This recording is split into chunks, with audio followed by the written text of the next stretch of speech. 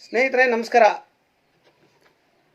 ಇಂದಿನ ಶೀರ್ಷಿಕೆ ಗುರು ತ್ರಿಮೂರ್ತಿಗಳು ಯಾರ್ಯಾರಪ್ಪ ಅಂದರೆ ತಾಯಿ, ತಂದೆ, ಗುರುಗಳು. ಮೊದಲ ಗುರು ತಾಯಿ. ತನ್ನ ತಾಯಿಯು 9 ತಿಂಗಳು ಎತ್ತು ಹೊತ್ತು ಜನ್ಮ ನೀಡಿ ಲಾಲನೆ ಪಾಲನೆ ಮಾಡಿ ಸಾಕಿ ಮನೆಯ ಒಳಗೆ ಹೊರಗೆ ಮಗುವಿಗೆ ಪರಿಚಯ ಮಾಡ್ತಾಳೆ. ಮನೆಯಲ್ಲಿಯೇ ಮೊದಲ ಪಾಠ ತಾಯಿಯಿಂದ ಮಗುವಿಗೆ ಆಗ್ತದೆ. ಎರಡನೇ ಗುರು ತಂದೆ. ತನ್ನ ತಂದೆಯಾದವರು ತನ್ನ ಮಗುವಿಗೆ ತನ್ನೆಲ್ಲ ಬೇಡಿಕೆಗಳು ಈಡೇರಿಕೆಗಾಗಿ ತನ್ನ ಜೀವನವಾಗಿ ಮುಡುಪಾಗಿಟ್ಟು ತನ್ನ ಮಗುವಿನ ಬಯಕೆಗಳನ್ನು ತೀರಿಸುವುದಲ್ಲದೆ ಅವರ ಸರ್ವತೋಮುಖ ಬಯಕೆಗಳನ್ನು ಈಡೇರಿಸಿ ಅವರ ಮುಂದಿನ ಜೀವನಕ್ಕೆ ಆಧಾರವಾಗಿರ್ತಾನೆ.